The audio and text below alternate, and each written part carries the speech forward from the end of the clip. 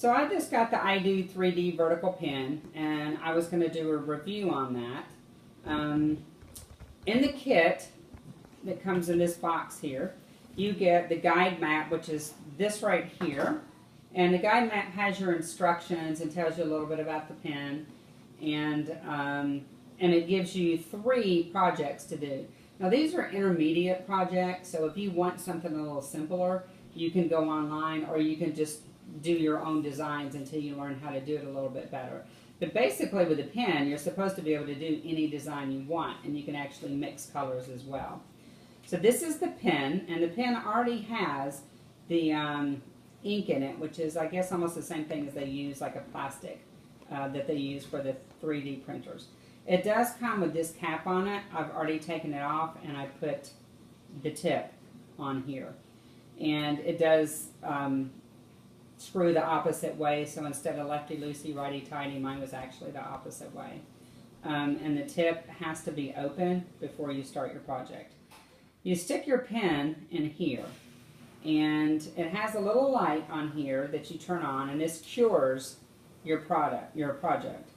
And you kind of got to go a little bit slow just to make sure that it's curing, but from what I found, you do have to, keep a pace, otherwise it clumps up quite often. And that's kind of what I've found. Me personally, I've had a hard time getting a good design out of it, because it tends to clump up on me, so I'm either moving too fast or too slow. Perhaps with a little bit of practice it might get a little bit better, but it's also kind of messy. This is what I've attempted to do, and it hasn't worked out that well for me. With more practice, it may. But you also get this plastic sheet, and the plastic sheet is what you actually want to do your designs on. You don't want to do it on a table or the paper or anything like that. So you put the pen in. The fat side's going to go down because you have to squeeze this to get the plastic out. So make sure you have it in good and tight. And one thing I found, this just keeps falling off. So that kind of makes it a little difficult too to try to hold and keep this on. So I'm going to go ahead and open. Let's try to do it this way again this time. We're going to open that. And the light, from what I've seen in the pictures and stuff, does go in the front, obviously, because it has to cure it.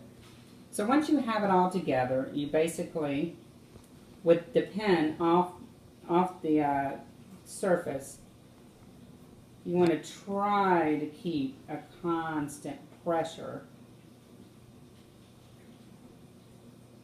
but go slow enough to where the lights can cure. So if you're just doing a piece of or a circle, that's kind of what you get.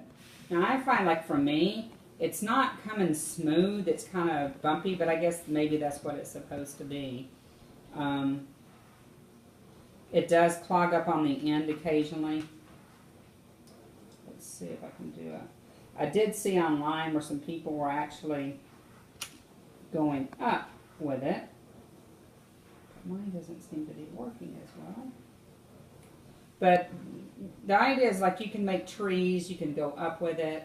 I mean, it seems like it could be a fun product. It's a little tedious. I had my 10-year-old out here trying to do it, and as I said, the top kept falling off, and it was frustrating for him, so he kind of gave up. So maybe if something like that simple could be fixed, if maybe the pen was in it and you just had to turn the knob. But I think it's worth a shot if you like doing art and if you have the patience, and it's worth a shot. If you have a child that doesn't have a lot of patience, I maybe wouldn't get it for them. But check it out.